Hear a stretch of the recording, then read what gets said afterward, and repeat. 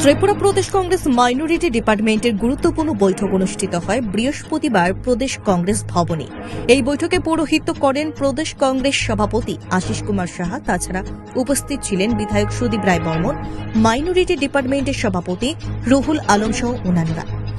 আজকের এই বৈঠক থেকে সিদ্ধান্ত নেওয়া হয় ওয়াকফ বিলের বিরুদ্ধে জাতীয় কংগ্রেসের কর্মসূচির অঙ্গ হিসেবে রাজ্যেও বিভিন্ন বিক্ষোভ কর্মসূচি পালন করা হবে। বক্তব্য রাখতে গিয়ে প্রদেশ কংগ্রেস সভাপতি আশিস কুমার সাহা তীব্র বিরোধিতা করেন। পাশাপাশি রাজ্য সরকার কাঁটাতারের বেড়ার বাংলাদেশ অংশে বসবাসকারীদের সঙ্গে বিমাত্রে সুলভ আচরণ করে চলেছে বলে জানান তিনি।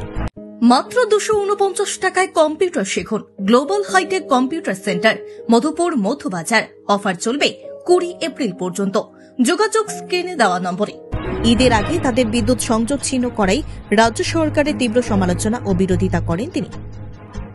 প্রথমত, ত্রিপুরা প্রদেশ মাইনরিটি ডিপার্টমেন্ট আমাদের সংখ্যালঘু বিভাগের আহ্বানে আজকে এই জরুরি মিটিং।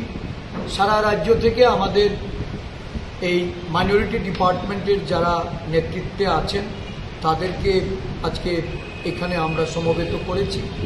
সারা দেশের পরিস্থিতি, সারা রাজ্যের পরিস্থিতি যদি আমরা পর্যালোচনা করি, আমরা লক্ষ্য করি যে এই রাজ্যের সরকার সংখ্যালঘু সম্প্রদায়ের মানুষকে কিভাবে তাদেরকে দিন যাপন করতে, তাদের দৈনন্দিন ধর্ম, মত এবং তাদের জীবন ধারণের ক্ষেত্রে একটা প্রতিবন্ধকতার সৃষ্টি করে চলেছে। বিগত কিছুদিন ধরে আপনারা লক্ষ্য করেছেন সীমান্তবর্তী এলাকায় একটা উত্তেজনার পরিস্থিতি তৈরি হচ্ছে।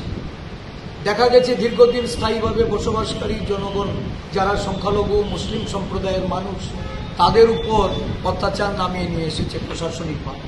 প্রশাসনের তরফ থেকে বিদ্যুৎ সংযোগ ছিন্ন করা হচ্ছে।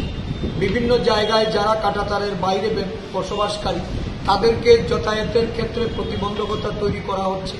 এবং এটা করা হচ্ছে কোন সময়টাতে, যখন একটা ঈদের বড় উৎসব যেটা আমাদের মুসলিম সম্প্রদায়ের মানুষের, এই ঈদের প্রাক্কালে একদিন দুদিন আগে সরকার প্রশাসনকে লেলিয়ে দিয়ে তাদের এই উৎসবকে ম্লান করার একটা প্রয়াস বা একটা ষড়যন্ত্রে লিপ্ত হয়েছে। আমরা এটার প্রতিবাদ করেছি।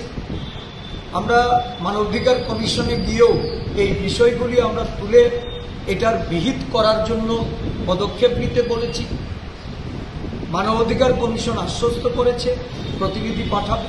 শুধু তাই নয়, সারা রাজ্যে এই সংখ্যালঘু মুসলিম বলুন, খ্রিস্টান বলুন, বৌদ্ধিস্ট বলুন, এই তিনটি সম্প্রদায়ের মানুষকে তাদের যে অধিকার, সেই অধিকার লব্ধ করতে নানাভাবে তাদেরকে নির্যাতনের সম্মুখীন হতে হচ্ছে।